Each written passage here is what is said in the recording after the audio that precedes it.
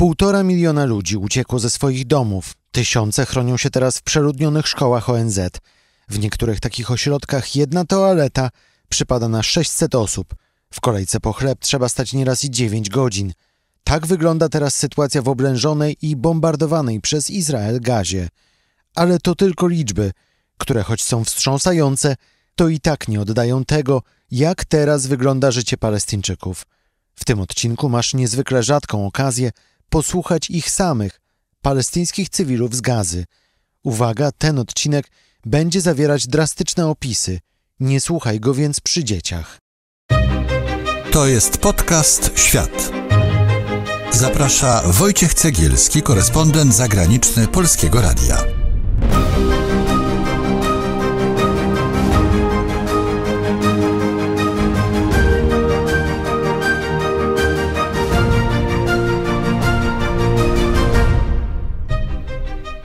To będzie zupełnie niezwykła i przejmująca opowieść. Jako jednym z nielicznych w Polsce udało nam się porozmawiać z Palestyńczykami, którzy są teraz w oblężonej przez Izrael strefie Gazy. To osoby, które uciekły ze swoich domów i koczują na południu Gazy. Każdego dnia muszą szukać jedzenia i wody dla siebie i swoich rodzin. Są przerażeni, bo w każdej chwili mogą na nich spaść izraelskie bomby. Dokładnie takie same, jakie zabiły ich sąsiadów, krewnych i przyjaciół. Posłuchaj tego wstrząsającego odcinka do końca, a z pierwszej ręki dowiesz się, jak przerażające jest teraz życie w strefie Gazy. Jest czwartek, 9 listopada 2023 roku. Wojciech Cegielski, zapraszam.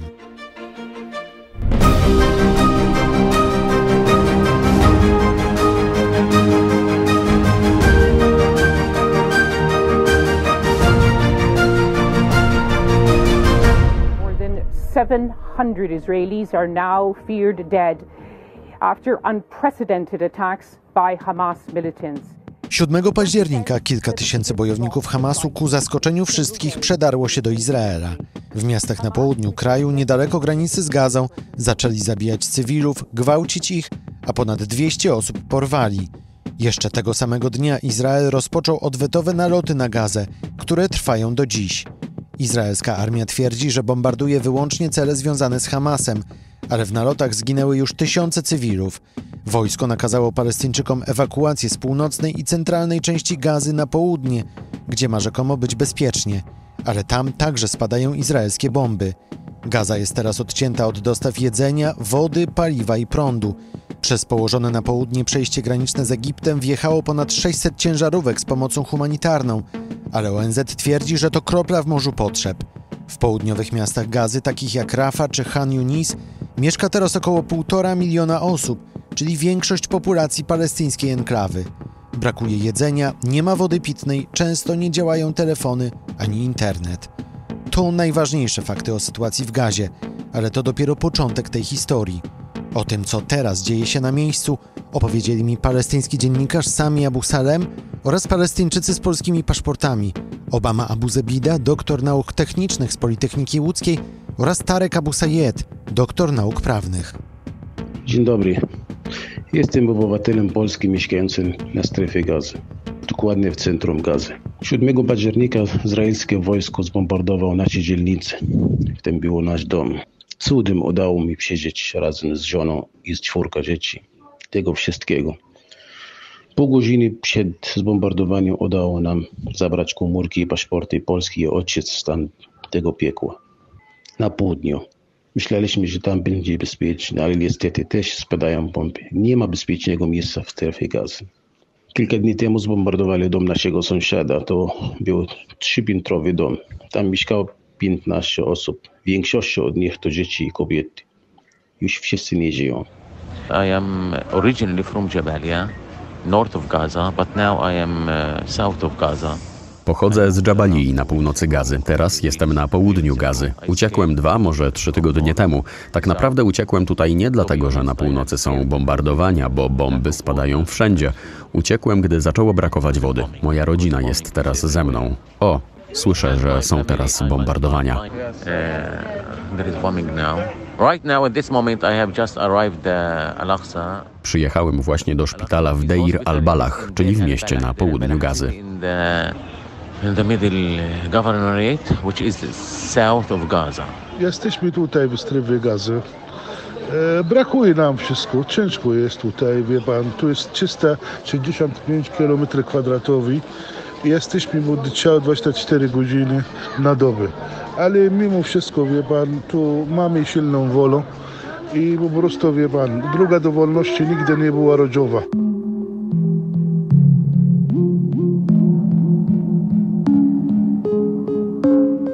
Lots of my time I lose it in managing water and food for my family. Najwięcej czasu spędzam teraz na szukaniu wody i jedzenia dla mojej rodziny. Nie twierdzę, że w Gazie w ogóle nie ma wody pitnej, ale jest jej niewiele, więc staram się znaleźć wodę oraz mąkę. Piekarnie tutaj nie pracują, więc chleb trzeba zrobić samemu. Tyle, że do tego trzeba jeszcze gazu do gotowania, ale gazu nie ma.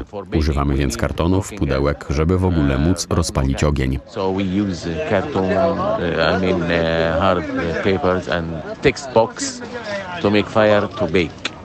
Tracę też sporo czasu, żeby znaleźć internet, bo przecież jestem dziennikarzem. Teraz przejechałem jakieś 5-6 kilometrów tylko po to, by przyjechać tutaj do szpitala, bo tutaj jest internet. W domu, gdzie mieszkamy, choć to w zasadzie jest obóz dla uchodźców, nie ma internetu. Jakość połączeń jest bardzo zła.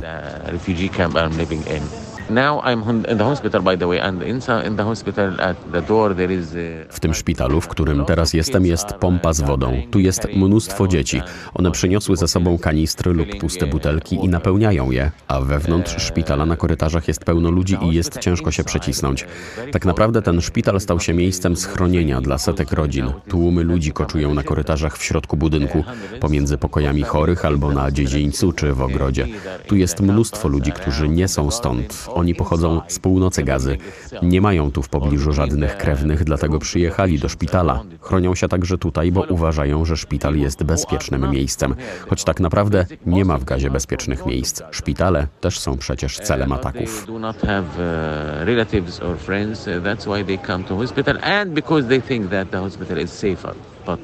No more safe place in Gaza, even hospitals. Lack of water, it means lack of cleaning, which means that Brak wody oznacza, że jesteśmy brudni. To dla nas ryzyko chorób. Moja mała córka Leila ma 5 lat. Ona wymiotuje i jest odwodniona. Do tego szpitala, w którym jestem, też przychodzi mnóstwo osób, które chorują, a lekarze nie mają dla nich czasu, bo mają tylu rannych z bombardowań. But doctors have no time for them. They are receiving casualties in a wholesale.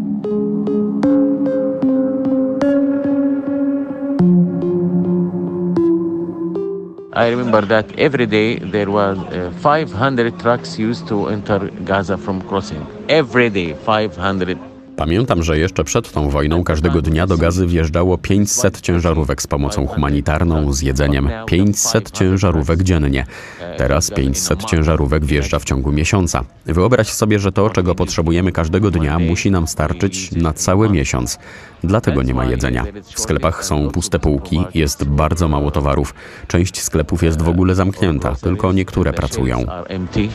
Except some goods, and everything is going to be zero. Now the basic one, like wheat for bread. Nie mamy podstawowych rzeczy. Nie ma mąki, ryżu czy makaronu, a jeśli jest to bardzo drogie. Worek mąki kosztował kiedyś 30-40 szekli. Teraz niektórzy ludzie, którzy mają mąkę pewnie z ONZ-u, sprzedają ją za 150 szekli albo za 100. Zresztą zaraz, gdy skończę się dla ciebie nagrywać, będę szukał jakiegoś wózka, a potem mąki. My po prostu jesteśmy głodni. Take a taxi or a donkey cart looking for a wheat. We are hungry. Simply.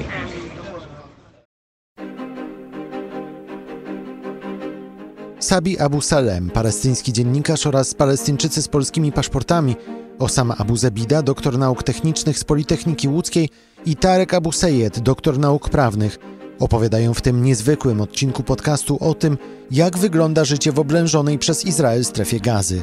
A już za chwilę dowiesz się, jak wyglądają izraelskie bombardowania. A ja zachęcam, by zostawić swój komentarz pod tym odcinkiem. A bieżące informacje z Izraela i z Gazy możesz znaleźć codziennie o 18:00 na naszym Instagramie oraz na YouTube, gdzie właśnie wtedy pojawia się najważniejszy światowy news dnia, oraz w raportach specjalnych na Spotify i Apple Podcasts. Subskrybuj nasze kanały i koniecznie powiedz o nas swoim znajomym. To jest podcast Świat.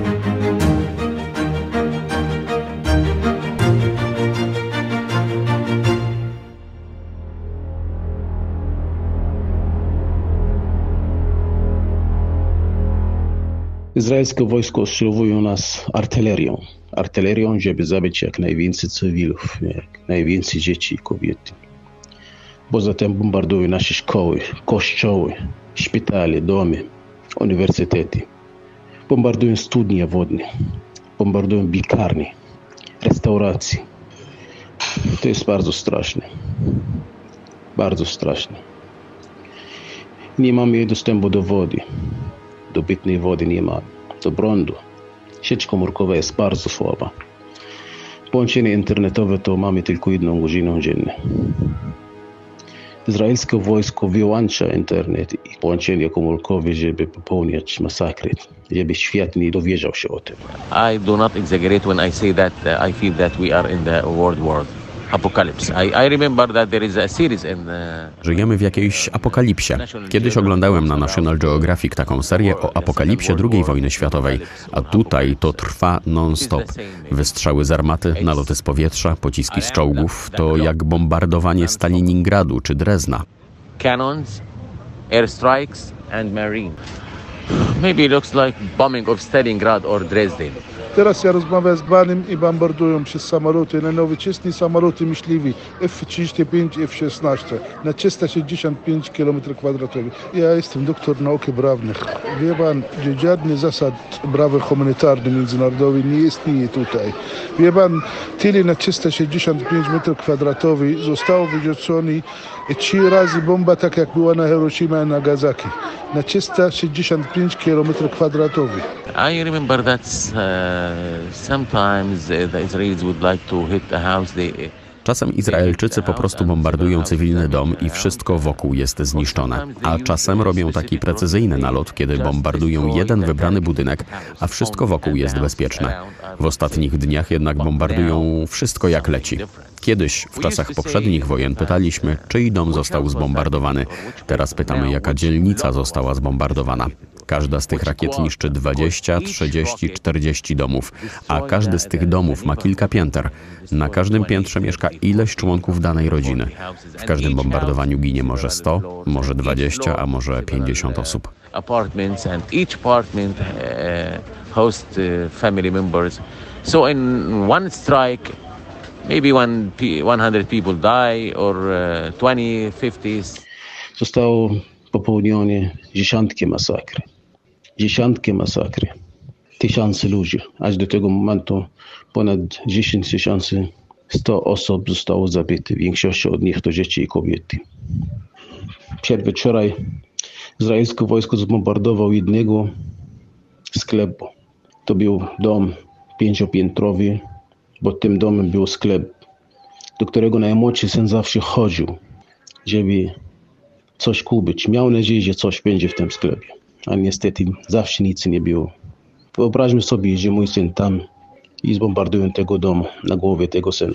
At night is more at day, the number of the airstrikes. Kiedyś było tak, że w nocy było więcej bombardowań niż w dzień. Teraz już oni bombardują nas 24 godziny na dobę.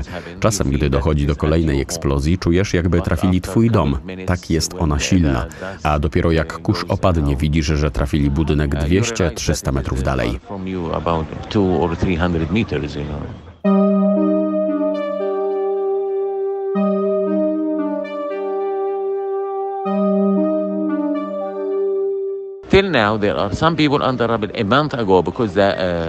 Wiemy, że w wielu miejscach pod gruzami budynków wciąż są ludzie i to trwa od miesiąca, a ekipy ratunkowe nie mogą pracować, bo nie mają sprzętu, nie mają ludzi, a poza tym to jest bardzo ryzykowne, bo przecież takie zespoły też były bombardowane. One mogą zbombardować cały dom na głowie mieszkańców, nieważne kto tam jest, czy dzieci, czy kobiety, czy starsi ludzie. Bez żadnych wskazówek. Nagle spadnie bomba na dom. Nieważne nawet, czy dom jest jednopiętrowy, czy 4-piętrowy, czy nawet wieżowiec. Nagle spadają pompy, tonowe pompy na tym. One nawet mogą zbombardować całe dzielnice, bez wahania. Tak jak się stało w Jabalie. Dosłownie 4 dzielnice zostało zbombardowane, zrównane z ziemią. Te masakry nie mają granic tutaj. Problem w tym, że oni po prostu bombardują dzieci i kobiety. Nie wiem dlaczego. Starają się jak najwięcej dzieci i kobiet zabić. After each bombing, we used to receive in the last wars or before or any incursion. Wcześniej po wojnach dostawaliśmy nowe karetki, a teraz po każdym bombardowaniu 5-6 karetek jest zniszczonych, a w każdej z nich są 3-4 osoby, które giną na miejscu. Przed tym szpitalem ustawiono specjalny duży namiot, żeby móc przyjmować zwłoki, bo nie ma miejsca w szpitalu. Gdy przyjeżdża karetka, to patrzy się, czy ktoś oddycha, czy nie. Jeśli oddycha, to jadą z nim na oddział ratunkowy, a jeśli nie, to się go zostawia w tym namiocie. I mean, anybody is breathing, go to the emergency. Anybody does not breathe, to the tent. I mean, not breathe or remains. As I have just arrived, Gdy tu przyjechałem, usłyszałem eksplozję. Zaraz potem zobaczyłem karetki i prywatne samochody, które zwoziły rannych tu do szpitala. Przyjechały także samochody z ciałami ofiar. Na początku mówili, że to 7 osób z tej samej rodziny, które zostały przysypane. Potem okazało się, że jest ich 18. Połowa z nich to dzieci. A ta rodzina jakiś czas temu ewakuowała się z północy na bezpieczne południe. Podobno wczoraj przyjechali do budynku, a dzisiaj zginęli. Wszyscy. Ta rodzina nazywała się Szehada. escaped from north to south looking for safety. They arrived yesterday and today they have been killed. It is Shehada family.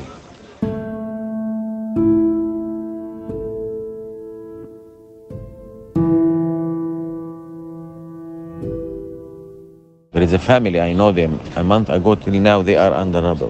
Znam historię jednej rodziny, która mieszkała w Gaza City. Miesiąc temu ich dom zbombardowano. Tam była matka, ojciec i 2 dzieci. Przeżyła tylko matka i ona czeka teraz na koniec wojny, żeby móc w ogóle wyciągnąć ciała swoich córek. And the mother is waiting for ending the war to evacuate the dead bodies of her little daughters. Mamy tutaj połączenie z polską ambasadą. Polska ambasada stara się ewakuować nas. Kiedy pytamy, kiedy będzie ewakuacja, to mówią, że wszystko zależy od izraelskiego wojska albo izraelskiego rządu. Musimy czekać. Do kiedy mamy czekać? Mamy czekać, aż przyleci samolot i spadnie na nas bomba i zabije nas. Zabije moje dzieci i kobietę. Czy mamy czekać, aż umrzemy z głodu? Jesteśmy tutaj około 30 osób, polskich obywateli. Również jest tutaj w Gazie 2,300,000 osób. Czekają na ten sam los jak my. W większości tutaj zabitych są dzieci i kobiety. Sytuacja jest straszna. Apelujemy do całego świata, do naszych rodaków w Polsce. Prosimy powstrzymać tego wszystkiego. Zatrzymajcie Izrael. Zatrzymajcie te masakry popełnione przez izraelskie wojsko. Już ludzie mają dość tutaj. Izrael cały czas gwałca prawo międzynarodowe. I żadne państwo nie może powiedzieć mu przestań. Dość tego wszystkiego. Our feeling now, me or people or journalists around me. Co czujemy? Moi znajomi dziennikarze, wszyscy dookoła, jesteśmy wściekli. Czujemy, że jesteśmy nikim, bo jesteśmy sami na świecie wobec Izraela. Dziwne, nie? Dlaczego Izrael bombarduje domy cywilne? Niech przestanie. To nasze największe żądanie. Dobra, użyjcie tych swoich samolotów, czołgów i walczcie z Hamasem. Ale dlaczego te samoloty bombardują domy, w których mieszkają ludzie, cywile? Do tej pory zginęło ponad 10 000 ludzi. Większość to dzieci i cywile. Why you are using your jet fighters against inhabited houses, civilians? So our main goal, please stop inhabited houses. Żądamy, przestańcie, nie bombardujcie domów. Walczcie z Hamasem przy granicy czy w tunelach. To nie jest nasza sprawa. My chcemy, żebyście przestali atakować cywilów. Continue your war against Hamas near the borders or under tunnels. It is not our issue. Our issue is to stop targeting civilians. Sami Abu Salem, palestyński dziennikarz, oraz Palestyńczycy z polskimi paszportami, Obama Abu Zebida, doktor nauk technicznych z Politechniki Łódzkiej, i Tarek Abu Sayed, doktor nauk prawnych, opowiadali o tym, jak wygląda życie w oblężonej przez Izrael strefie Gazy. A jeśli chcesz dowiedzieć się, od czego zaczęła się ta wojna, jaka jest historia konfliktu izraelsko-palestyńskiego, co to jest Hamas i poznać odpowiedzi na wiele innych ważnych pytań, to podcast Świat jest najlepszym do tego miejscem. Izrael i Palestyna to bowiem nasza specjalność. I co ważne, my nie bawimy się w propagandę, nie faworyzujemy Izraela ani Palestyny, ale staramy się tak bezstronnie, jak to tylko możliwe, przedstawiać ten konflikt. Na naszym kanale na YouTube znajdziesz specjalną playlistę Izrael i Palestyna, gdzie czekają na Ciebie unikatowe materiały, analizy i explainery, które pomogą Ci zrozumieć to, co dzieje się teraz na Bliskim Wschodzie. A przy okazji bardzo dziękuję za komentarze i dobre słowa pod naszym adresem, jakich w ostatnich dniach jest mnóstwo.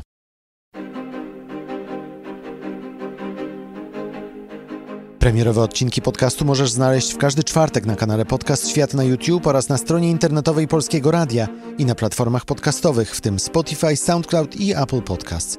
Na naszym kanale na YouTube w każdą niedzielę pojawiają się też filmy z niebanalnymi historiami z całego świata, a w tygodniu na YouTube i na Instagramie Podcast Świat o 18:00 dajemy Ci najważniejszy światowy news dnia. Subskrybuj nas na YouTube i włącz powiadomienia. Śledź nas też na Instagramie. Komentuj, krytykuj i koniecznie powiedz o nas swoim znajomym. Teraz to wszystko. W tym odcinku czytał Patryk Michalski. Ja nazywam się Wojciech Cegielski. Dziękuję za uwagę i wracam za tydzień.